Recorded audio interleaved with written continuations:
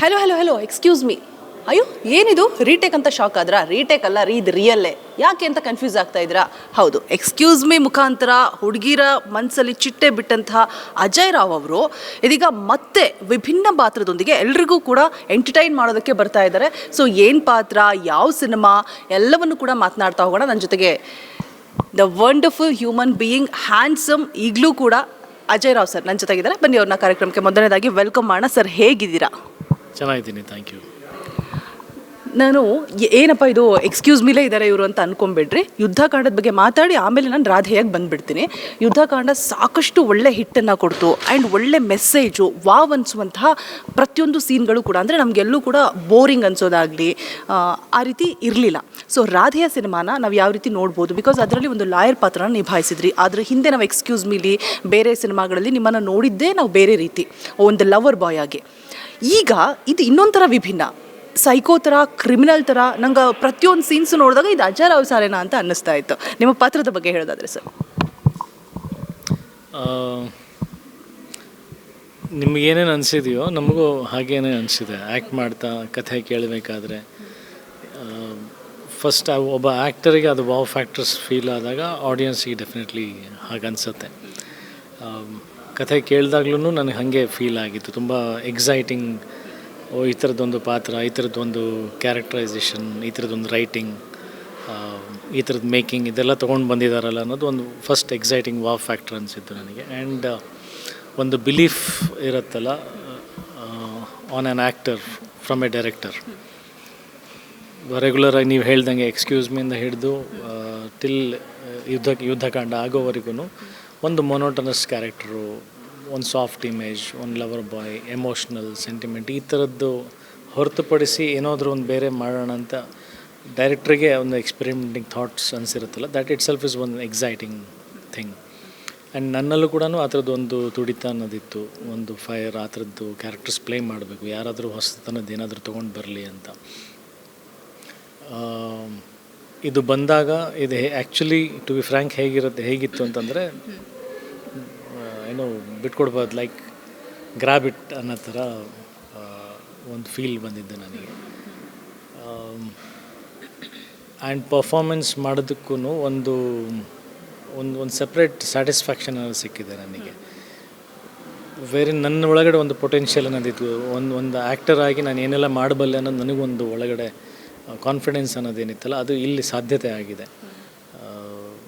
ಎಲ್ಲರೂ ಕೂಡ on floor work ಮಾಡಬೇಕಾದ್ರೆ ಕ್ಯಾಮ್ರಾ ಮುಂದೆ ಕ್ಯಾಮ್ರಾಮ್ಯಾನ್, ಅಸಿಸ್ಟೆಂಟ್ ಡೈರೆಕ್ಟರ್ಸ್, ಅಸೋಸಿಯೇಟ್ಸ್ ಎಲ್ಲರೂ ತುಂಬ ಇಷ್ಟಪಟ್ಟು, ತುಂಬ ಖುಷಿಪಟ್ಟಿದ್ದಾರೆ ಆ ಪರ್ಫಾರ್ಮೆನ್ಸ್ನ ನೋಡಿ. ಸೊ ಅದು ಇನ್ನೊಂಚೂರು ನಮಗೆ ಎಕ್ಸ್ಟ್ರಾ ಎನರ್ಜಿ ಕೊಡೋದು, ಎಕ್ಸ್ಟ್ರಾ ಬೂಸ್ಟ್ ಕೊಡೋದು. ಸೊ ಓವರಾಲ್ ಸಿನಿಮಾ ಈಗ ರೆಡಿಯಾಗಿ ನಾವು ನೋಡಿದಾಗ ದ ಸ್ಟ್ಯಾಂಡ್ಸ್ ಔಟ್. ನಾನು ಇಲ್ಲಿವರೆಗೆ ಮಾಡಿರ್ತಕ್ಕಂಥ ಸಿನಿಮಾಗಿಂತ ಒಂಚೂರು ವಿಭಿನ್ನವಾಗಿ it has its own place. So ಈ ಸಿನಿಮಾ ಮೂಡ್ ಬಂದಿರತಕ್ಕಂಥ ರೀತಿ ನನಗೆ ತುಂಬ ಕಾನ್ಫಿಡೆನ್ಸ್, ತುಂಬ ಸ್ಯಾಟಿಸ್ಫ್ಯಾಕ್ಷನ್ ಇದೆ. Let's see. ಸರಿನಾ? ನನಗೊಂದು ಡೌಟ್ ಏನಪ್ಪ ಅಂತ ಹೇಳಿದ್ರೆ, ರಾಧೇಯ ಅಂತ ಹೇಳಿದ್ರೆ ಮಹಾಭಾರತದಲ್ಲಿ ಕರ್ಣನ ಮತ್ತೊಂದು ಹೆಸರು ರಾಧೇಯ ಆಗಿರುತ್ತೆ ಆ್ಯಂಡ್ ಕರ್ಣನ ಸಾಕು ತಾಯಿಯ ಹೆಸರು ರಾಧೆ ಆಗಿರುತ್ತೆ. ಸೊ ರಾಧೇಯ ಅಂತ ಏನಕ್ಕೋಸ್ಕರ ಟೈಟಲ್ ಇಟ್ಟಿದ್ದಾರೆ, ಅಲ್ಲಿಗೂ ಇಲ್ಲಿಗೂ ಏನಾದರೂ ಲಿಂಕ್ ಇದೆಯಾ ಅಂತ ಹೇಳಿಬಿಟ್ಟು ಸ್ಟೋರಿ ಬಗ್ಗೆ ಹೇಳ್ತಾ ಹೋಗೋದಾದರೆ? ಇಲ್ಲ, ಸ್ಟೋರಿ ಬಗ್ಗೆ ಲಿಂಕ್ ಅಲ್ಲ, ಅದು ಕ್ಯಾರೆಕ್ಟರೈಸೇಷನ್ ಬಗ್ಗೆ. ಯಾವಾಗಲೂ ಒಬ್ಬ ಮನುಷ್ಯ ತನ್ನ ಬಗ್ಗೆ ಯೋಚನೆ ಮಾಡದೆ ಬೇರೆಯವ್ರ ಬಗ್ಗೆ ಯೋಚನೆ ಮಾಡ್ತಾ, ಬೇರೆಯವ್ರಿಗೋಸ್ಕರನೇ ತನ್ನ ಇಡೀ ಜೀವನ ಮುಡಿಪಾಗಿಟ್ಟಿರ್ತಕ್ಕಂಥವನು.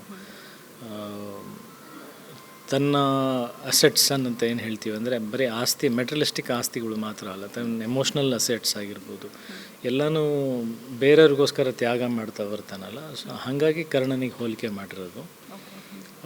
ಇಲ್ಲೂ ಕೂಡ ತನ್ನ ತಾಯಿಯನ್ನು ತ್ಯಾಗ ಮಾಡುವಂಥ ಪರಿಸ್ಥಿತಿ ಬರುತ್ತೆ. ತನ್ನ ಪ್ರೀತಿ, ತಂಗಿ, ಎಲ್ಲ ಥರದ್ದು ಎಮೋಷನ್ಸ್ನ ಹೇಗೆ ಸ್ಯಾಕ್ರಿಫೈಸ್ ಮಾಡ್ತಾನೆ. ಇಲ್ಲೇನು ಸೈಕ್ ಥರ ಕಾಣಿಸ್ತಾ ಇದ್ದಾನೆ, ಅದಕ್ಕೇನು ಜಸ್ಟಿಫಿಕೇಷನ್ ಇದೆಯಾ, ಇವನು ಮಾಡ್ತಾರೆ ಸರಿನಾ ತಪ್ಪ, ಇದೆಲ್ಲನೂ ಕ್ಲಾರಿಫೈ ಮಾಡದೆ ಈ ರಾಧೇಯನ ಕ್ಯಾರೆಕ್ಟರ್, ಅಂದರೆ ಕರ್ಣನ ಹೋಲಿಕೆ ಮಾಡುವಂಥ ಕ್ಯಾರೆಕ್ಟರ್ ಇದನ್ನೆಲ್ಲ ಕ್ಲಾರಿಫೈ ಮಾಡುತ್ತೆ. ಇನ್ನು ಸಿನಿಮಾದಲ್ಲಿ ಕ್ರಿಮಿನಲ್ ಮೇಲೆ ಒಬ್ಬರು ಕ್ರೈಮ್ ರಿಪೋರ್ಟ್ರಿಗೆ ಲವ್ ಆಗುತ್ತೆ ಅಂತ ನಾನು ಟ್ರೈಲರಲ್ಲಿ ನೋಡಿದೆ. ಸೊ ಅದು ಹೇಗೆ ಕ್ರೈಮ್ ರಿಪೋರ್ಟ್ರಿಗೆ ಕ್ರಿಮಿನಲ್ ಮೇಲೆ ಲವ್ ಆಗುತ್ತೆ, ಏನು ಆ ಥರ ಆ ಪಾತ್ರದಲ್ಲಿ ಏನಿದೆ ಅಂತ ಹೇಳ್ಬಿಟ್ಟು ಏನು ತೋರಿಸಿದ್ದಾರೆ? ಸಾಧ್ಯನಾ ಅಂತ ಅದು ನಂಗೆ ನೋಡಿದಾಗಲೇ ಅಕ್ಸೆಪ್ಟ್ ಮಾಡ್ಕೊಳ್ಳೋದಕ್ಕೆ ಸ್ವಲ್ಪ ಕಷ್ಟ ಆಯಿತು. ಬಟ್ ವಾವ್ ಅನ್ನೋ ಫ್ಯಾಕ್ಟರ್ ಇದ್ದೇ ಇದೆ. ಅದೇ ಇವೆಲ್ಲ ಮಜಾಗಳು ಸಿನಿಮಾ ನೋಡಿದ್ರೆ ಗೊತ್ತಾಗುತ್ತೆ. ಐ ಆಮ್ ಸಾರಿ, ನೀವು ಪಾಪ ಕೇಳ್ತಿದ್ರೆ ನಾನು ಅದನ್ನ ಹೇಳಬೇಕಾಗ್ತದೆ, ಅಂದರೆ ಸಿನಿಮಾದಲ್ಲೇ ನೋಡಿ ಅಂತ. ಬಟ್ ಆ ಫನ್ ಹಾಗೆ ಇರೋದು, ಹೇಳಿಬಿಟ್ರೆ ಮಜಾ ಇರಲ್ಲ ಅದು. ಅಂದರೆ ಇವನ್ನೇನು ಸುಳ್ಳು ಹೇಳ್ತಾ ಇದ್ದಾನೆ ಅಥವಾ ನಿಜವಾಗ್ಲೂ ಕ್ರಿಮಿನಲ್ನ ಇಷ್ಟಪಟ್ಟಿದ್ದಾಳೆ ಏನು, ಇವೆಲ್ಲ ಕನ್ಫ್ಯೂಷನ್ಸ್ ಕ್ರಿಯೇಟ್ ಆಗಲಿ ಅಂತಲೇ ಅಂದರೆ ಸ್ಕ್ರಿಪ್ಟ್ ಹಂಗೆ ಬರೆದಿರೋದು. That is the fun. ಸರಿನಾ, ನಿಮ್ಮ ಸಿನಿಮಾ ಅಂತ ಹೇಳಿದ್ರೆ ಒಂದು ಪ್ರೀತಿ ಬಗ್ಗೆ ಒಂದು ಒಳ್ಳೆ ಮೆಸೇಜ್ ಇರುತ್ತೆ, ಇಲ್ಲ ಅಂತಂದರೆ ಯುದ್ಧಕಾಂಡದಲ್ಲೂ ಕೂಡ ನಾವು ಎಷ್ಟು ಎಚ್ಚರಿಕೆಯಿಂದ ಇರಬೇಕು ಅನ್ನುವಂಥ ಅದ್ಭುತವಾದ ಮೆಸೇಜನ್ನು ಕೊಟ್ಟಿದ್ರಿ. ಸೊ ಈ ಸಿನಿಮಾದಲ್ಲಿ ನೀವು ಏನು ಮೆಸೇಜನ್ನು ಕೊಡೋಕೆ ಹೊರಟಿದ್ದೀರಾ ಜನಗಳಿಗೆ? ಇಲ್ಲ, ಎಲ್ಲೂ ಡೈರೆಕ್ಟ್ ಮೆಸೇಜಸ್ನ ನಾನು ಇಷ್ಟಪಡಲ್ಲ. ಸಿನಿಮಾ ಮುಖಾಂತರ ತಿಳ್ಕೊಳ್ಳೋರು, ಬುದ್ಧಿವಂತರಾದವರು ತಮ್ಮ ಜೀವನಕ್ಕೆ ಅದು ಅನ್ವಯಿಸಿದರೆ ಅದನ್ನು ಆಯಾ ಸಂದರ್ಭದಲ್ಲಿ ಅರ್ಥ ಮಾಡ್ಕೋಬೇಕಷ್ಟೇ. ಬಟ್ ಎಲ್ಲೂ ಕೂಡ ಡೈರೆಕ್ಟಾಗಿ ಮೆಸೇಜ್ ಕೊಡಬೇಕು, ನಾವೆಲ್ಲೂ ಫಿಲಾಸಫಿ ಅನ್ನೋದು ಹೇಳಕ್ಕೆ ಹೋಗ್ತಾಯಿಲ್ಲ. Cinema is an entertainment media. ಆ ಮೀಡಿಯಮ್ನಲ್ಲಿ ದೊಡ್ಡವರು ಈಗ ಡಾಕ್ಟರ್ ರಾಜ್ಕುಮಾರ್ ಅಂತ ಸಿನಿಮಾಗಳು, ವಿಷ್ಣುವರ್ಧನ್ ಸರ್ ಅವ್ರದ್ದು ಸಿನಿಮಾಗಳು ನೋಡ್ಕೊಂಬಂದರೆ ಅಂಡರ್ ಕರೆಂಟಲ್ಲಿ there are hidden morals. So ಹಾಗೆ ನನ್ನ ಪ್ರಯತ್ನವೂ ಅದೇ ಥರ ಇರುತ್ತೆ. ಯುದ್ಧಕಾಂಡ ಸಿನಿಮಾ ಆಗಿರ್ಬೋದು ಅಥವಾ ಇದಾಗಿರ್ಬೋದು ಅಥವಾ ಯಾವುದೇ ಫ್ಯಾಮಿಲಿ ಸಿನಿಮಾಸ್ ನಾನು ಮಾಡಿದಾಗಲೂ messages and morals should be in the under current procedure. ಡೈರೆಕ್ಟಾಗಿ ನಾವು ಬೋಧನೆ ಮಾಡೋಕ್ಕೆ ಹೇಳಿದ್ರೆ ಅದು ಡಾಕ್ಯುಮೆಂಟ್ರಿ ಆಗಿಬಿಡುತ್ತೆ. ಸರಿ, ರಾಧೇಯ ಅಂತ ನಿಮಗೆ ಸ್ಟೋರಿನ ಕೇಳಿದಾಗ ಒಂದು ವಿಭಿನ್ನವಾದ ಪಾತ್ರ, ಆ ಸೈಕೋ ಥರ ಆಡೋದು ಮತ್ತು ನೀವು ಕುತ್ಕೊಂಡು ಊಟ ಮಾಡೋದು ಅದೆಲ್ಲ ತುಂಬ ಡಿಫ್ರೆಂಟಾಗಿ ತೋರಿಸಿದ್ದಾರೆ. ನಾನು ಅವಾಗಲೇ ಹೇಳಿದಾಗ ಇದು ಅಜಯ್ ಸರ್ ಏನೋ ಅಂತ ಹೇಳ್ಬಿಟ್ಟು ಮತ್ತೆ 2 ಸಲ ನಾನು ಟ್ರೈಲರ್ ನೋಡಿದ್ದೀನಿ. ಸೊ ಆ ಥರದ ಪಾತ್ರನ ನೀವು ಹೇಗೆ ಒಪ್ಕೊಂಡ್ರಿ? ಚಾಲೆಂಜಿಂಗ್ ಆಗಿತ್ತಾ? ನೀವು ಯಾವ ಪಾತ್ರ ಕೊಟ್ಟರು ನೀರು ಥರ ಮಾಡ್ತೀರಾ ಅನ್ನೋದು ಅದರಲ್ಲಿ 2 ಡೌಟ್ ಇಲ್ಲ. ಬಟ್ ಆದರೂ ಕೂಡ ಏನು ಅನ್ನಿಸ್ತು ನಿಮಗೆ ಆ ಸ್ಟೋರಿ ಕೇಳಿದಾಗ, ಕತೆ ಕೇಳಿದಾಗ? ಅಲ್ಲ, ಹೆಂಗೆ ಒಪ್ಕೊಂಡ್ರಿ ಅನ್ನೋದಕ್ಕಿಂತ ನಾನು ಇನ್ಫ್ಯಾಕ್ಟ್ ಕಾಯ್ತಾ ಇದ್ನಲ್ಲ, ಯಾರಾದರೂ ಆ ಥರದ್ದು ತೊಗೊಂಡು ಬರೋದು ಮಾತ್ರ ಬಾಕಿ ಇತ್ತು ಅಷ್ಟೇ. ಸೊ ಅದು ವೇದಗುರು ಅವ್ರು ಆ ಥರದ್ದು ಒಂದು ನಂಬಿಕೆ ಇಟ್ಕೊಂಡು ತೊಗೊಂಡು ಬಂದರು. ಇದು ಏನಂತಾರೆ, ರೋಗಿ ಬಯಸಿದ್ದು ಹಾಲು ಅನ್ನ, ವೈದ್ಯ ಕೊಟ್ಟಿದ್ದು ಹಾಲು ಅನ್ನೋ ಥರ ವೇದಗುರು ಅವರು ನನ್ನಿಂದ ಈ ಕ್ಯಾರೆಕ್ಟರ್ ಬಯಸಿದ್ರು, ನನಗೂ ಈ ಥರದ್ದು ಒಂದು ಕ್ಯಾರೆಕ್ಟರ್ ಮಾಡಬೇಕು ಅನ್ನೋ ಬಯಕೆ ಇತ್ತು ಅಷ್ಟೇ. ಬೇರೆ ಇನ್ನೇನು ರೀಸನ್ಸ್ ಇಲ್ಲ ಅದಕ್ಕೆ. ಆಮೇಲೆ ಒಂದು ಡೈಲಾಗು ನನಗೆ ಕನ್ಫ್ಯೂಸ್ ಹುಟ್ಟಿಸ್ತು. ಏನಪ್ಪ ಅಂತ ಹೇಳಿದ್ರೆ, ಇವನು ರಾಕ್ಷಸ ಅಂತ ಒಬ್ಬರು ಹೇಳ್ತಾರೆ, ನೀವು ಹೇಳ್ತೀರಾ ನಾನು ದೇವರು ಅಂತ ಹೇಳಿಬಿಟ್ಟು ಆ ಥರ ಹೇಳ್ಬಿಟ್ಟು ಒಬ್ರು ಕತ್ತು ಕೊಯ್ಯುವಂಥ ಸೀನು. ಅಲ್ಲಿ ತುಂಬ ಒಂಥರ ಟ್ವಿಸ್ಟ್, ಏನೋ ಕನ್ಫ್ಯೂಷನ್, ಏನಿದು ಅಂತ ಅರ್ಥನೇ ಆಗಲ್ಲ. ಯಾಕೆ ಆ ಥರ ಎರಡು ರೋಲ್, ದೇವರು ರಾಕ್ಷಸ ಅಂತ 2 ತೋರಿಸಿದ್ದಾರೆ? ಈಗ ದೇವ್ರ ಕೈಯಲ್ಲಿ ಏನೇನಿರುತ್ತೆ ಹೇಳಿ, ನೀವು ದುರ್ಗೆ ನೋಡ್ತೀರಾ, ಕೃಷ್ಣ ನೋಡ್ತೀರಾ, ಶಿವನ್ ನೋಡ್ತೀರಾ, ಏನೇನಿರುತ್ತೆ ಅವ್ರ ಕೈಗಳಲ್ಲಿ? ಆಯುಧಗಳೇ ಇರ್ತದೆ ಅಲ್ವಾ? ಈಗ ಅವ್ರ ದೇವ್ರು ತಾನೆ. ಬಟ್ ಕೈಯಲ್ಲಿ ಆಯುಧ ನೋಡಿದ್ದಕ್ಕೆ ನಾವು ಕೆಲವೊಬ್ರು ರಾಕ್ಷಸ ಅಂತಾರೆ, ದೇವ್ರು ಮಾತ್ರ ಹೇಳ್ಕೊಳ್ಳೋದು ನಾನು ದೇವ್ರು ಅಂತ. ಆಮೇಲೆ ಅದು ಮಾಡಿದ್ದು ಸರಿನಾ ತಪ್ಪ ಅಂತ ನಂಬಿಕೆ ಬಂದಮೇಲೆ ದೇವರಾಗೋದು. ಸೊ ಸಿನಿಮಾ ನೋಡಿ ನೀವು ಹೇಳಬೇಕಂದ್ರೆ ಧನ್ಯ ಅವ್ರ ಕ್ಯಾರೆಕ್ಟರ್ ಏನು ರಾಕ್ಷಸ ಅಂತ ಹೇಳ್ತಾರದು ನಿಜಾನ ಅಥವಾ ನನಗೆ ನಾನು ದೇವ್ರು ಅಂತ ಹೇಳ್ಕೊಳ್ತಾರದು ನಿಜಾನ? 21ಕ್ಕೆ ಗೊತ್ತಾಗುತ್ತೆ. ಜನ ನನ್ನ ದೇವ್ರು ಮಾಡ್ತಾರ, ರಾಕ್ಷಸ ಮಾಡ್ತಾರ, ಗೊತ್ತಿಲ್ಲ. ಆ್ಯಂಡ್ ಅಮೃತ ಅವ್ರಿಗೆ ನಿಮ್ಮ ಮೇಲೆ ಕ್ರಿಮಿನಲ್ ಮೇಲೆ ಲವ್ ಆಗೋದನ್ನು ತೋರಿಸಿದ್ದಾರೆ, ಬಟ್ ನೀವು ಎಲ್ಲೂ ಕೂಡ ಪ್ರೀತಿ ವ್ಯಕ್ತ ಮಾಡೋದನ್ನು ತೋರಿಸಿಲ್ಲ. ಸೊ ಕ್ರಿಮಿನಲ್ಗೆ ಲವ್ ಅನ್ನೋದು ಆಗುತ್ತಾ? ಮನಸ್ಸಿರುತ್ತೆ, ಹೌದು, ಎಲ್ಲ ಮನುಷ್ಯರಿಗೂ ಮನಸ್ಸು ಪ್ರೀತಿ ಅನ್ನೋದು ಹುಟ್ಟುತ್ತೆ. ಬಟ್ ಸಿನಿಮಾದಲ್ಲಿ ಎಲ್ಲೂ ಕೂಡ ನಾವು ಹೀರೋಗೆ ಹೀರೋಯಿನ್ ಮೇಲೆ ಲವ್ ಆಗೋದನ್ನು ತೋರಿಸಿಲ್ಲ. ಅದರಲ್ಲಿ ಏನು ಅನ್ಬೇಕು ಗೊತ್ತಿಲ್ಲ ನಿಮಗೆ, ಹೀರೋ ಅನ್ಬೇಕಾ ವಿಲನ್ ಅನ್ಬೇಕಾ ಅಂತ? ಎರಡೂ ಆಗಿದ್ದಾವೆ, ಎಷ್ಟೊಂದು ಘಟನೆಗಳಿದ್ದಾವೆ. ಕ್ರಿಮಿನಲ್ಸಿಗೆ ಲವ್ ಆಗಿ ಕ್ರೈಮ್ ಬಿಟ್ಟಿರೋರು ಇದ್ದಾರೆ, ಪ್ರೀತಿ ಮಾಡಿ ಕ್ರಿಮಿನಲ್ಸ್ ಆಗಿರೋರು ಇದ್ದಾರೆ. ಎಲ್ಲ ರೀತಿಯ ಘಟನೆಗಳು, ಎಲ್ಲ ರೀತಿಯಾದಂಥ ಸಂದರ್ಭಗಳು ಕ್ರಿಯೇಟ್ ಆಗಿದ್ದು ನಾವು ನೋಡಿದ್ದೀವಿ. ಅದೇ ಕಥೆ ಬಿಟ್ಕೊಡ್ಬೇಕಾಗತ್ತೆ. ಮೋಸ್ಟ್ಲಿ ಲವ್ ಆದಮೇಲೆ ಕ್ರಿಮಿನಲ್ ಪಾತ್ರ ಹೋಗುತ್ತೆ ಅಂತ ಅನಿಸ್ತಾ ಇದೆ ನನಗೆ ಇವಾಗ.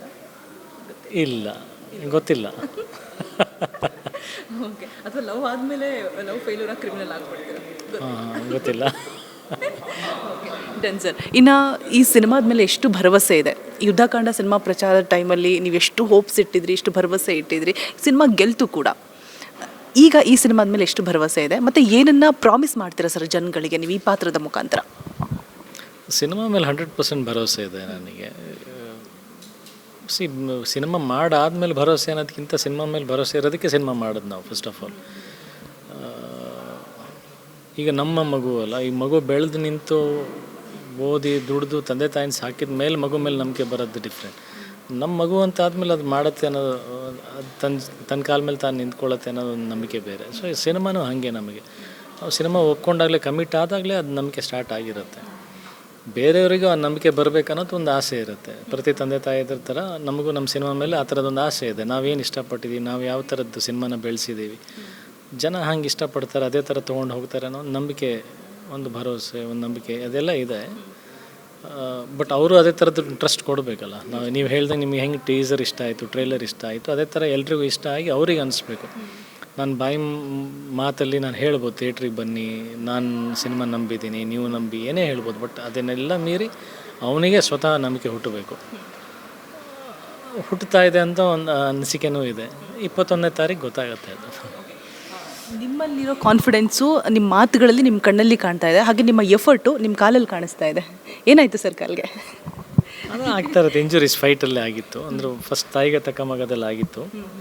ಆಮೇಲೆ ಹಾಗೆ ಬಿಟ್ಟಿದ್ವಿ ಅದನ್ನ. ಅವಾಗ ಸ್ಲೋಲಿ ಅಂದರೆ ಚಿಕ್ಕದ ಇಂಜುರೀಸ್ ಆಗೋದು. ಮತ್ತು ಅಗೇನ್ ರಾಧಾಯ ಸಿನಿಮಾ ಫೈಟಲ್ಲೇ ಮೇಜರ್ ಇಂಜುರಿ ಆಗಿತ್ತು. ಈಗ ಒಂದು ಸರ್ಜರಿ ಆಗಿದೆ, ಬಟ್ ಈಗ ರಿಕವರಿ ಆಗ್ತಾ ಇದೆ. Nothing to worry. ಆದಷ್ಟು ಬೇಗ ಕ್ಯೂರ್ ಆಗಲಿ ಅಂತ ಹೇಳ್ತಾ ಸರ್, ಸಿನಿಮಾವನ್ನು ಹೊರತುಪಡಿಸಿ ಈಗ ಸದ್ಯಕ್ಕೆ ಆಗ್ತಾ ಇರುವಂತಹ ಬೆಳವಣಿಗೆ ಬಗ್ಗೆ ನಿಮಗೆ ಗಮನಕ್ಕಿದೆ ಅಂತ ಭಾವಿಸ್ತೀನಿ. ರೈತರ ಹೋರಾಟ ಪ್ರೊಟೆಸ್ಟ್ ನಡೀತಾ ಇದೆ ಸರ್ ಕಂಟಿನ್ಯೂಸ್ಲಿ. ಇವತ್ತಿಗೆ 9 days ಆಯಿತು. ಕಬ್ಬು ಬೆಳೆಗಾರರ ಹೋರಾಟ. ಸೊ 3500 ರೂಪೀಸ್ ನಿಗದಿ ಮಾಡಬೇಕು ಅಂತ ಹೇಳ್ಬಿಟ್ಟು, ಬಟ್ ಸರ್ಕಾರ 3100 ರೂಪೀಸ್ ಇದೆ. ಇದು ಇವಾಗ ರಾಷ್ಟ್ರೀಯ ಹೆದ್ದಾರಿಯನ್ನು ಬಂದ್ ಮಾಡಿ ಪ್ರೊಟೆಸ್ಟ್ ಮಾಡೋದಕ್ಕೆ ಮುಂದಾಗ್ತಾ ಇದ್ದಾರೆ. ಅವರೊಂದು ಬೇಡಿಕೆ ಇಟ್ಟಿದ್ದಾರೆ ರೈತರು ಸರ್. ಸಿನಿಮಾ ಕಲಾವಿದರು ಯಾರೂ ಕೂಡ ಸಪೋರ್ಟಿಗೆ ಬರ್ತಾ ಇಲ್ಲ, ಅವ್ರು ಬರಬೇಕು, ಅವರು ಕೂಡ ಭಾಗಿಯಾಗಬೇಕು ಅಂತ ಹೇಳಿಬಿಟ್ಟು. ನಿಮ್ಮ ಅಭಿಪ್ರಾಯ ಏನು ಸರ್? ಬಿಕಾಸ್ ರೈತರಿಗೆ ಯಾವಾಗಲೂ ಸಮಸ್ಯೆ ಅನ್ನೋದು ತಪ್ಪಿದ್ದಲ್ಲ, ಪರಿಹಾರ ನಿಧಿನೂ ಕೂಡ ನೀಟಾಗಿ ಸಿಗ್ತಾ ಇಲ್ಲ ಅವ್ರಿಗೆ. ಅವರು ಹೇಳಿದ್ದಾರೆ ಸಿನಿಮಾ ಪ್ರಚಾರ ಟೈಮಲ್ಲಿ ಮಾತ್ರ ಬರ್ತಾರೆ ಅಂತ ಹೇಳಿಬಿಟ್ಟು. ಸೊ ನೀವು ಒಬ್ಬರು ಕಲಾವಿದರಾಗಿ, ಒಬ್ಬರು ಹೀರೋ ಆಗಿ ಏನು ಹೇಳ್ತೀರಾ ಈ ವಿಚಾರದ ಬಗ್ಗೆ? ಅದಕ್ಕೆ ಎರಡನೇ ಮಾತಿಲ್ಲ. ರೈತರು ಯಾವಾಗಲೂ ಮೊದಲನೇ ಪ್ರಜೆ, ಮೊದಲನೇ ಆದ್ಯತೆ ಹೊಂದತೆ. ಅಂದರೆ ಯಾವುದೇ ವಿಚಾರದಲ್ಲಿ ಬಂದಾಗಲೂ, ಯಾಕಂದರೆ ಅನ್ನ ಹಾಕೋದು ಅವರೇ. They are real heroes. ಅವರಾಗಿರ್ಬೋದು, ಸೈನಿಕರಾಗಿರ್ಬೋದು. ಗಡಿಗಾಯೋ ಸೈನಿಕ ನಮಗೆ ಊಟ ಹಾಕೋ ರೈತ ಯಾವಾಗಲೂ ದೇವ್ರ ಸಮಾನೆ, ಅವರಿಲ್ಲ ಅಂತ ಹೇಳಲ್ಲ. ಬಟ್ ಅದಕ್ಕೆ ಹೇಗೆ ನಿಲ್ಲಬೇಕು, ಹೆಂಗೆ ಪ್ರತಿಭಟನೆ ಮಾಡಬೇಕು, ಸಿನಿಮಾದವ್ರು ಭಾಗಿಯಾದರೆ ಹೇಗೆ ಆಗಬೇಕು, ಅದರಿಂದ ಏನು ಬದಲಾವಣೆ ಆಗುತ್ತೆ, ಆ ಎಲ್ಲ ವಿಚಾರಗಳನ್ನು ಕೂಡ ಅಂದರೆ ದೊಡ್ಡವ್ರು ಮಾಡಬೇಕಾಗತ್ತೆ. ಸಿನಿಮಾದವ್ರು ಯಾವತ್ತೂ ನಿಂತಿಲ್ಲ ಅನ್ನೋದು ಸುಳ್ಳು. ಎಲ್ಲ ನೀರಿನ ಭಾಷೆ, ಜಲ ಭಾಷೆ, ಯಾವುದೇ ಒಂದು ವಿಚಾರ ಬಂದಾಗ ನಮ್ಮ ದೇಶದ ಬಗ್ಗೆ, ನಮ್ಮ ರಾಜ್ಯದ ಬಗ್ಗೆ, ಭಾಷೆ ಬಗ್ಗೆ ಯಾವಾಗಲೂ ನಿಂತಿದ್ದೀವಿ. ಆ ಒಗ್ಗಟ್ಟು ಅನ್ನೋದು ಯಾವಾಗಲೂ ಇದೆ. ಬರಬೇಕಂದ್ರೆ ಖಂಡಿತ ಬರ್ತೀವಿ. ಅದು ಹೇಗೆ, ಯಾವಾಗ, ಆಮೇಲೆ ನಾವು ಬಂದಾಗ, ನಾವು ಪ್ರತಿಭಟನೆಯಲ್ಲಿ ಭಾಗಿಯಾದಾಗ ಅದಕ್ಕೆ ಸರಿಯಾದ ಪ್ರತಿಫಲ ಸಿಗತ್ತಾ, ಅದನ್ನು ವಿಚಾರ ಮಾಡಬೇಕಾಗತ್ತೆ. ಮುಂಚೆ ಡಾಕ್ಟರ್ ರಾಜ್ಕುಮಾರ್ ಅಂತವ್ರು ಇದ್ದರು, ವಿಷ್ಣು ಸರ್ ಅಂತರಿದ್ದರು, ಒಂದು ದಿಗ್ಗಜರು. ಅವ್ರ ಮಾತಿಗೆ ಒಂದು ತೂಕ, ಒಂದು ಬೆಲೆ ಅನ್ನೋದಿತ್ತು. ಈಗ ಯಾರಾದರೂ ನೇತೃತ್ವ ವಹಿಸ್ಕೊಂಡು ಬರಬೇಕು, ಏನಾದರೂ ಮಾಡಬೇಕು. ಅದು ಹೇಗೆ, ಅದು ವ್ಯವಸ್ಥಿತವಾಗಿರ್ಬೇಕು. ಸುಮ್ಮನೆ ಬಂದು ನಾವು ಪ್ರತಿಭಟನೆಯಲ್ಲಿ ಕೂತ್ಕೊಂಡು ಅಲ್ಲೂ ಏನಾಗುತ್ತೆ, ಇವನು ಪ್ರಚಾರ ತೊಗೊಳಕ್ಕೆ ಬಂದ ಅಂತಾರೆ. ಏನೇನೋ ಬದಲಾವಣೆ, ಏನೇನೋ ತಿರುವುಗಳು ಬರೋ ಸಾಧ್ಯತೆಗಳಿರ್ತವೆ. ಅದು ವ್ಯವಸ್ಥಿತವಾಗಿ ಹೋಗ್ಬೇಕು. ಹೆಂಗೆ ಹೋಗ್ಬೇಕು, ಏನು ಹೋಗ್ಬೇಕು, ಅದು ದೊಡ್ಡವ್ರು ವಿಚಾರ ಮಾಡಬೇಕು. ನಾವು ಯಾವಾಗಲೂ ಸಿದ್ಧರಾಗಿದ್ದೀವಿ. ಬರಲೇಬೇಕು ಅಂದರೆ ಖಂಡಿತ ಬರ್ತೀವಿ. ಅಂದರೆ ನೀವು ಹೇಳಿದ್ರಿ ಸರ್, ರಾಜ್ಕುಮಾರ್ ಇದ್ದರು, ಎಲ್ಲ ನೇತೃತ್ವ ವಹಿಸ್ಕೊಳ್ತಾ ಇದ್ರು ಅಂತ. ಈಗ ಆ ಕೊರತೆ ಇದೆ ಅಂತ ಅನಿಸುತ್ತಾ ಸರ್ ನಿಮಗೆ? ಲೀಡರ್ಶಿಪ್ನ ಕೊರತೆ ಇದೆಯಾ ಸರ್? ಖಂಡಿತ ಇದೆ. ಅಂದರೆ ಲೀಡರ್ಶಿಪ್ ಇರಲೇಬೇಕು ಅನ್ನೋದನ್ನು ನಾನು ಯಾರೂ ಬಯಸಲ್ಲ. ಬಟ್ ಆ ಮಾತಿಗೆ ಒಂದು ತೂಕ ಇರ್ತಾ ಇತ್ತಲ್ಲ, ಒಂದು ಘನತೆ ಅನ್ನೋದು, ಅದು ಏನಾಗುತ್ತೆ, ಈಗ ನಮ್ಮಲ್ಲಿ ದೊಡ್ಡವರು, ಹಿರಿಯರು ಆ ಥರದ್ದು ಯಾರು ಇಲ್ಲ ಅನ್ನೋದಿಲ್ಲ. ಇದ್ದಾರೆ, ಸುಮಾರು ಜನ ಇದ್ದಾರೆ. ಬಟ್ ಆ ಮಾತಿಗೆ ಬೆಲೆ ಬರದೇ ಇದ್ದಾಗ ಅದಕ್ಕೆ ಎಷ್ಟು ಹರ್ಟ್ ಆಗುತ್ತೆ ಹೇಳಿ. ಅದನ್ನು ನಾವು ನೋಡಬೇಕಾಗತ್ತಲ್ಲ. ಈಗ ಇದ್ದಾರೆ ಸಾಕಷ್ಟು ಜನ. ಶಿವಣ್ಣ ಇದ್ದಾರೆ, ರವಿ ಸರ್ ಇದ್ದಾರೆ, ಜಗಣ್ಣ ಇದ್ದಾರೆ, ಸುಮಾರು ಜನ ಲೆಜೆಂಡ್ಸ್ ಎಲ್ಲ ಇದ್ದಾರೆ. ಬಟ್ ಅದೇ ಅವ್ರುಗಳೆಲ್ಲ ನಮಗೆ ಬನ್ನಿ ಅಂತ ಒಂದು ಆದೇಶ ಕೊಟ್ಟರೆ ನಾವು ಡೆಫಿನೆಟ್ಲಿ ಇದ್ದೀವಿ. ನಾನು ಒಬ್ಬನೇ ಹೋಗಿ ಕೂತ್ಕೊಂಡ್ರೆ ಅದು ಏನು ಬೆಲೆ ಇರುತ್ತೆ ಹೇಳಿ. ಇವಾಗ ಅಜಯ್ ರಾವ್ ಕೂತ್ಕೊಂಡು ಮಾತಾಡಿದ್ರೆ ಏನು ಬೆಲೆ, ಏನು ಸರ್ಕಾರ ಏನಾದರೂ ಬದಲಾಯಿಸ್ಬಿಡುತ್ತೆ? ಇಲ್ಲ ತಾನೆ. I am just an actor, ordinary citizen. ದೊಡ್ಡವರು ಆ ಥರ ನಿರ್ಧಾರ ಮಾಡಿ ಹೇಳಿ ಬರಬೇಕು ಅಂದರೆ ಡೆಫಿನೆಟ್ಲಿ ವೈ ನಾಟ್, ನಾವು ಬರ್ತೀವಿ. ಖಂಡಿತ ನೀವು ಬೆಂಬಲ ಸೂಚಿಸಿದ್ದು ನಿಜಕ್ಕೂ ಖುಷಿ ಆಯಿತು. ಈ ವಿಚಾರ ತಲುಪಲಿ ದೊಡ್ಡ ಮಟ್ಟಕ್ಕೆ ಅಂತ ಇಚ್ಛಿಸ್ತೀನಿ. ಆ್ಯಂಡ್ ಅದನ್ನು ಹೊರತುಪಡಿಸಿ ಸರ್, ಕ್ಯಾನ್ಸರ್ ಅನ್ನುವಂಥ ಒಂದು ಮಾರಕ ಕಾಯಿಲೆ ಮನುಷ್ಯರ ಜೀವವನ್ನು ಕಿತ್ತು ತಿಂತಾ ಇದೆ. ಇತ್ತೀಚೆಗಷ್ಟೇ ನಿನ್ನೆ ತಾನೇ ಹರೀಶ್ ರಾಯ್ ಅವರು ನಿಧನ ಹೊಂದಿದ್ರು. ಫ್ಯಾಮಿಲಿನ ಬಿಟ್ಟು ಹಗ್ಲಿದ್ರು. ಮತ್ತು ಅವರು ಹೇಳ್ಕೊಂಡ್ರು ಸರ್ ಒಂದು ಸಂದರ್ಶನದಲ್ಲಿ, ನಾನೇ 1 ತಿಂಗಳು ಕೂಡ ಆಗಿಲ್ಲ ಅವ್ರನ್ನ ಮಾತನಾಡ್ಸ್ಕೊಂಡು ಬಂದು, ನಾನು ಬದುಕ್ತೀನಿ, ನನ್ನ ಮಗನಿಗೋಸ್ಕರ ಬದುಕ್ತೀನಿ, ನಾನು ಇನ್ನೂ ಜಾಸ್ತಿ ದಿನ ಬದುಕ್ತೀನಿ ಅಂತ. ಕಲಾವಿದರಿಗೆ ಈ ಥರ ಪರಿಸ್ಥಿತಿ ಬರಬಾರ್ದು ಅಂತ ಹೇಳಿದ್ರು ಸರ್. ಸಹಾಯ ಹಸ್ತ ಅಂತ ಚಾಚೋಕ್ಕೆ ಯಾರು ಮುಂದಾಗಲಿಲ್ವಾ ಅಂತ. ಸಹಾಯ ಮಾಡಿದ್ರು, ಅದನ್ನು ಹೇಳ್ಕೊಂಡಿದ್ದಾರೆ. ಮಾಡಿದ್ದಾರಲ್ಲ ಕಠಿಣ ಪರಿಸ್ಥಿತಿ ಕಲಾವಿದರಿಗಿದೆ ಅಂತ ಹೇಳ್ಕೊಂಡಿದ್ದಾರೆ ಸರ್ ಹರೀಶ್ ರಾಯ್. ಅವಕಾಶಗಳ ವಿಚಾರವಾಗಿ? ಇದೆ, ಏನು ಮಾಡೋಕ್ಕಾಗತ್ತೆ, ಎಲ್ಲ ಹೋದ್ಮೇಲೆ ಗೊತ್ತಾಗತ್ತೆ. ಸಹಾಯ ಹಸ್ತ ಚಾಚಲಿಲ್ಲ ಅದು ನನಗೆ ಗೊತ್ತಿಲ್ಲ ಅದು ಯಾರ್ಯಾರು ಒಳಗಡೆ ಗೊತ್ತಿಲ್ಲದೆ ಮಾಡಿರ್ತಾರೆ. ಎಷ್ಟೊಂದು ಜನ ಏನು ಒಂದು ಕೈಯಿಂದ ದಾನ ಮಾಡಿದ್ದು ಇನ್ನೊಂದು ಕೈಗೆ ಗೊತ್ತಿರಲ್ಲ. ಎಷ್ಟೊಂದು ಜನ ಆಗಿರುತ್ತೆ. ಕೆಲವೊಂದು ಕಡೆ ತುಂಬ ಕಷ್ಟ ಇವೆಲ್ಲ ವಿಚಾರಗಳು ಹೇಳೋದು. ಪರ್ಸ್ನಲ್ ಸ್ಟೇಟ್ಮೆಂಟ್ಸ್ ಬೇರೆ. ಇವಾಗ ನನ್ನ ವಿಚಾರಕ್ಕೆ ಬಂದಿದ್ದರೆ ನಾನು ಎಷ್ಟಕ್ಕೆ ಮಾಡೋಕ್ಕಾಗುತ್ತೆ ನನ್ನ ಶಕ್ತಿಗೆ ಬಿಟ್ಟಿದ್ದದು. ಕಲಾವಿದ್ರ ಈ ಥರ ಕಷ್ಟ ಬರಬಾರ್ದು ಅಂತ ಹೇಳಬೇಕಂದ್ರೆ ಯಾರು ಸಹಾಯ ಹಸ್ತ ಚಾಚಿಲ್ಲ ಅಂದರೆ ಮೋಸ್ಟ್ಲಿ ಎಲ್ಲರೂ ಕಷ್ಟದಲ್ಲೇ ಇದ್ರು. ಏನು ಗೊತ್ತಿಲ್ಲಲ್ಲ ಯಾರ್ಯಾರಿಗೆ ಏನೇನು ಸಂದರ್ಭಗಳು ಕ್ರಿಯೇಟ್ ಆಗಿರುತ್ತೆ. ಕಲಾವಿದರ ಸಂಘ ಅಂತ ಒಂದಿದೆ. ಅಲ್ಲಿ ಎಲ್ಲರೂ ಇಷ್ಟು ಹೂಡಿಕೆ ಅಂತ ಮಾಡಿ ಹಿಂದೆನೇ ಇದು ಪ್ಲ್ಯಾನಿಂಗ್ ಇತ್ತು. ಅಂಬರೀಷ್ ಅವರು ಇದ್ದಿದ್ದ ಕಾಲದಲ್ಲೇ ಕಲಾವಿದರಿಗೆ ಏನಾದ್ರು ಕಷ್ಟ ಅಂತ ಬಂದಾಗ ಸಹಾಯ ಹಸ್ತ ಅಂತ ಚಾಚಬೇಕು, ಒಂದಿಷ್ಟು ಅಮೌಂಟನ್ನ ಕೂಡಿಡಬೇಕು, ಕಷ್ಟ ಅಂತ ಬಂದಾಗ ಅವ್ರಿಗೆ ಸಹಾಯ ಮಾಡಬೇಕು ಅಂತ ಹೇಳಿಬಿಟ್ಟು. ಸೊ ಅದು ಜಾರಿಗೆ ಬಂದಿಲ್ಲ ಇನ್ನೂ ಕೂಡ. ಆ ಥರ ಏನಾದರೂ ಆದರೆ ಚೆನ್ನಾಗಿರುತ್ತಾ, ಏನು ಹೇಳ್ತೀರಾ? ಖಂಡಿತ ಚೆನ್ನಾಗಿರುತ್ತೆ, ಯಾಕೆ ಚೆನ್ನಾಗಿರಲ್ಲ. ಡೆಫಿನೆಟ್ಲಿ ಅದೊಂದು ಗುಡ್ ಥಾಟ್, ಗುಡ್ ಬೆಳವಣಿಗೆ ಅಂತ. ಹಾಂ, ಆ ಥರ ಒಂದು ಕಲಾವಿದರ ಸಂಘ ಅಂತ ಇದೆ. ಸಂಘದಿಂದ ಏನಾದರೂ ಒಂದು ಉಪಯೋಗ ಆಗುತ್ತೆ, ಬೆಳವಣಿಗೆ ಆಗುತ್ತೆ ಅಂದರೆ ವೈ ನಾಟ್, ಅದೊಂದು ಒಳ್ಳೆ ಪ್ರಯತ್ನ ಆಗಬೇಕು. ನಾನು ಅದನ್ನು ಬಯಸ್ತೀನಿ. ಯಾರಿಗೆ ಗೊತ್ತು, ನಾಳೆ ನಾನೇ ತೊಂದರೆನಲ್ಲಿ ಬರ್ಬೋದು. ಅಲ್ಲ ಹಂಗಲ್ಲ ನಾನು ಹೇಳೋದು. ಯಾವುದೇ ಎಷ್ಟು ಮಟ್ಟದ ದೊಡ್ಡ ತೊಂದರೆ ಅನ್ನೋದು ಗೊತ್ತಿಲ್ವಲ್ಲಮ್ಮ. ಅಂದರೆ ಹಣಕಾಸಿನ ಸಹಾಯ ಅಂತಲೇ ಹೇಳ್ತಲ್ಲ, ಯಾವುದೇ ರೀತಿಯಾದಂಥ ತೊಂದರೆಗಳು ಬರ್ಬೋದು, ಏನೇ ಬರ್ಬೋದು. ಒಂದು ಸಂಘ ಅಂತ ಇದ್ದರೆ ಡೆಫಿನೆಟ್ಲಿ ನೀವು ಹೇಳ್ದಂಗೆ ಆಗಬೇಕದು. ನೋಡೋಣ, ನನ್ನ ಕಡೆಯಿಂದ ಆದಷ್ಟು ಪ್ರಯತ್ನ ಮಾಡ್ತೀನಿ ಈ ಥರ ಚರ್ಚೆಗಳು ಮಾಡೋಕ್ಕೆ. ಯಾರಾದರೂ ದೊಡ್ಡ ಕಲಾವಿದರು ಸಿಗ್ತಾ ಕೂತ್ಕೊಂಡು ಡೆಫಿನೆಟ್ಲಿ ನನ್ನ ಕಡೆಯಿಂದ ಪ್ರಯತ್ನ ಮಾಡ್ತೀನಿ. ಆ್ಯಂಡ್ ಹರೀಶ್ ರಾಯ್ ಅವರ ಹೇಳಿದರು ಸಂದರ್ಶನ ಮಾಡುವಾಗ, ಅವ್ರ ಮಗಂಗೆ, ದೊಡ್ಡ ಮಗಂಗೆ ಹೀರೋ ಆಗಬೇಕಂತ ಆಸೆ ಇತ್ತಂತೆ ಸರ್. ಸಿನಿಮಾದ ಬಗ್ಗೆ ಸ್ವಲ್ಪ ಒಲವಿತ್ತಂತೆ. ಬಟ್ ಇವರ ಪರಿಸ್ಥಿತಿ ನೋಡಿಬಿಟ್ಟು, ಅಂದರೆ ಇವ್ರು ಹೇಳಿದ್ರು, ನಾನು ಸಿನಿಮಾಗಳನ್ನು ಮಾಡ್ತಾ ಹೋದೆ, ಸಾಧನೆ ಅಂತ ಹೋದೆ, ಎಷ್ಟೋ ಪಾತ್ರಗಳನ್ನು ದುಡ್ಡು ತೊಗೊಳ್ದೇನೂ ಮಾಡಿರೋದುಂಟು. ಸಿನಿಮಾ ಅಂತೇಳಿ ನಾನು ಸಿನಿಮಾ ಅಷ್ಟೇ ಮಾಡಿದೆ, ದುಡ್ಡನ್ನು ಮಾಡ್ಕೊಳ್ಲಿಲ್ಲ. ಅದು ನನಗೆ ಈ ರೀತಿ ಪೆಟ್ಟನ್ನು ಕೊಡ್ತು. ನನ್ನ ಪರಿಸ್ಥಿತಿ ನೋಡಿ ನನ್ನ ಮಗ ಸಿನಿಮಾನೂ ಬೇಡ ಏನೂ ಬೇಡ ಅಂತ ಹೇಳಿಬಿಟ್ಟು ಅವನು ಸಪ್ರೇಟ್ ಆಗಿಬಿಟ್ಟಿದ್ದಾನೆ. ಅಷ್ಟು ಆಸಕ್ತಿ ಇರೋನು ನನ್ನ ಪರಿಸ್ಥಿತಿ ನೋಡಿ ಹಿಂದೆ ಸರಿದಿದ್ದಾನೆ ಅಂತ ಹೇಳಿಬಿಟ್ಟು. ಸೊ ಎಷ್ಟು ಕಷ್ಟ ಇದೆ ಕಲಾವಿದರಿಗೆ. ಯಾಕೆ ಕಲಾವಿದರಿಗೆ ಈ ರೀತಿಯಾದಂಥ ಕಷ್ಟಗಳು ಬರ್ತಾ ಇದೆ, ಯಾಕೆ ಅವಕಾಶಗಳು ಸಿಗ್ತಾ ಇಲ್ಲ? ಅವ್ರ ಅವಕಾಶದ ಬಗ್ಗೆನೂ ಕೂಡ ಮಾತಾಡಿದ್ರು. ನೋಡಿ, ಮಗಂಗೆ ಕನಸಿದೆ ಸರ್ ಸಿನಿಮಾ ಮಾಡಬೇಕಂತ, ಅಪ್ಪನ ಪರಿಸ್ಥಿತಿ ನೋಡಿ ಹಿಂದೆ ಸರ್ಕೊಂಡಿದ್ದಾನೆ ದೊಡ್ಡ ಮಗ. ಅಲ್ಲ, ಏನು ಹೇಳಿ ಇದ್ರ ಬಗ್ಗೆ ನನಗೆ ಗೊತ್ತಾಗ್ತಾ ಇಲ್ಲ. ಕಲಾವಿದರಿಗಿರುವಂಥ ಕಷ್ಟಗಳು ಮುಂದೆ ಬರ್ತಾ ಇಲ್ಲ. ಯಾರು ಕೂಡ ಸಿನಿಮಾ ರಂಗ ಅಂತ ಅಂದರೆ ಆಸೆ ಇದ್ದರೂ ಕೂಡ ಬೇಡ ಅಂತ ಹಿಂದೇಟಾಗ್ತಾ ಇದ್ದಾರೆ. ಅವಕಾಶಗಳಲ್ಲ ಅದು ಅದು ನಾನು ಈ ಸಂದರ್ಭದಲ್ಲಿ ಹರೀಶ್ ರಾಯ್ ಅವರು ತೀರ್ಕೊಂಡಿದ್ದಾರೆ. ಅವ್ರ ಕಷ್ಟದ ಬಗ್ಗೆ ಇಟ್ಕೊಂಡು ನೀವು ಆ ಮಾರಲ್ಸ್ನ ಇಟ್ಕೊಂಡು ಎಲ್ಲರಿಗೂ ಹಾಗೆ ಆಗುತ್ತೆ ಅಂತ ಹೇಳೋದು ತಪ್ಪಾಗುತ್ತೆ. ಅವ್ರ ಫ್ಯಾಮಿಲಿನಲ್ಲಿ ನೊಂದಿದ್ದಾರೆ. ನಾನು ಆ ಎಕ್ಸಾಂಪಲ್ ಇಟ್ಕೊಂಡು ಇವತ್ತು ಮಾತಾಡಿದ್ರೆ ತಪ್ಪಾಗತ್ತೆ. ಅದನ್ನೇನು ಸರಿ ಅನ್ಬೇಕಾ ತಪ್ಪ ಅನ್ಬೇಕಾ ನನಗೆ ಗೊತ್ತಾಗಲ್ಲ. ಎಲ್ರದ್ದು ವೈಯಕ್ತಿಕ ಜಾಗ್ರತೆ ಅಲ್ಲ, ಅದು ವೈಯಕ್ತಿಕ ಜಾಗ್ರತೆ. ಅದೇ ನಾನು ಇವಾಗ ಸ್ಟೇಟ್ಮೆಂಟ್ ಕೊಡೋದ್ರಿಂದ ಹೆಂಗೆ ಟರ್ನ್ ಆಗುತ್ತೆ ಅದು ಅಂದರೆ ಸರಿಯಾದ ಸಂದರ್ಭ ಅಲ್ಲ ಇವಾಗ ಅದು ಹೇಳೋದು. ಬಟ್ ಇನ್ ಜನರಲ್ ವೈಯಕ್ತಿಕ ವಿಚಾರ ಅಂತ ಬಂದಾಗ ಎಲ್ಲರೂ ತಮ್ಮ ಲೈಫ್ ಸೆಕ್ಯೂರಿಟಿನ ನೋಡ್ಕೊಳ್ಳೋದು ಅವ್ರ ಕರ್ತವ್ಯ, ಅವರ ಜವಾಬ್ದಾರಿ ಆಗಿರುತ್ತೆ. ಸಿನಿಮಾನೇ ಇವಾಗ ನಾನು ಕೂಡ ಸಿನಿಮಾ ಬಿಟ್ಟು ನನಗೇನು ಗೊತ್ತಿಲ್ಲ ಬೇರೆ. ಇಷ್ಟೇ ಪ್ಯಾಷನೇಟ್ ಆಗಿದ್ದಾಗ ನಾಳೆ ಇದು ಯಾವ ಥರದ್ದು ಸರಿ ಆಗುತ್ತಾ ತಪ್ಪಾಗತ್ತಾ ನನಗೂ ಗೊತ್ತಿಲ್ಲ. ಬಟ್ ಅವ್ರವ್ರ ಪರ್ಸ್ನಲ್ ಕೇರ್ ಒಂದು ಹಂತಕ್ಕೆ ಎಲ್ಲರೂ ತೊಗೊಳ್ಳೇಬೇಕಾಗತ್ತೆ. ಬಟ್ ಈಗ ಹರೀಶ್ ರಾಯ್ ಅವ್ರದ್ದೇ ವ್ಯವಸ್ಥೆ ಬಗ್ಗೆ ನಾವು ಎಕ್ಸಾಂಪಲ್ ತೊಗೊಂಡು ಮಾತಾಡೋದು ತಪ್ಪಾಗುತ್ತೆ. ಯಾಕಂದರೆ ಅವ್ರ ಫ್ಯಾಮಿಲಿ ನೊಂದಿದ್ದಾರೆ. ಇವತ್ತು ಏನೇ ಸ್ಟೇಟ್ಮೆಂಟ್ ಕೊಟ್ಟರು ತಪ್ಪಾಗುತ್ತೆ. ಅದು ಬೇರೆ ವೇದಿಕೆಯಲ್ಲಿ ಬೇರೆ ಸಂದರ್ಭದಲ್ಲಿ ಅದನ್ನು ಮಾತಾಡೋಣ. ಇನ್ ಜನರಲ್ ಅವಕಾಶಗಳ ಕೊರತೆ ಇದೆಯಾ ಚಿತ್ರರಂಗದಲ್ಲಿ? ಎಲ್ಲ ಕ್ಷೇತ್ರದಲ್ಲೂ ಇದೆ. ಯಾಕೆ ನಿಮ್ಮ ಕ್ಷೇತ್ರದಲ್ಲಿ ನೀವು ಎಷ್ಟು ಕಷ್ಟಪಟ್ಟಿರ್ತೀರ ಹೇಳಿ? ನೀವು ಒಂದು ಪೊಸಿಷನಿಗೆ ಬರಬೇಕಂದ್ರೆ ಅಥವಾ ಇದನ್ನು ಉಳಿಸ್ಕೋಬೇಕಂದ್ರೆ ಎಷ್ಟು ಸ್ಟ್ರಗಲ್ ಮಾಡ್ತಿರ್ತೀರ. ಒಂದು ಕಾರ್ಪೊರೇಟ್ ಕಂಪ್ನಿನಲ್ಲೂ ಅದೇ ಪ್ರಾಬ್ಲಮ್ ಇದೆ, ಒಂದು ಸಾಫ್ಟ್ವೇರ್ ಕಂಪ್ನಿನಲ್ಲೂ ಅದೇ ಪ್ರಾಬ್ಲಮ್ ಇದೆ, ರಾಜಕೀಯದಲ್ಲೂ ಅದೇ ಪ್ರಾಬ್ಲಮ್ ಇದೆ, ಎಲ್ಲ ಕಡೆ ಇದೆ. ನಾವು ಏನಾದರೂ ಸಿನಿಮಾದವರು ಬೆಳಕಿಗೆ ಬರ್ತೀವಿ ಅಷ್ಟೇ.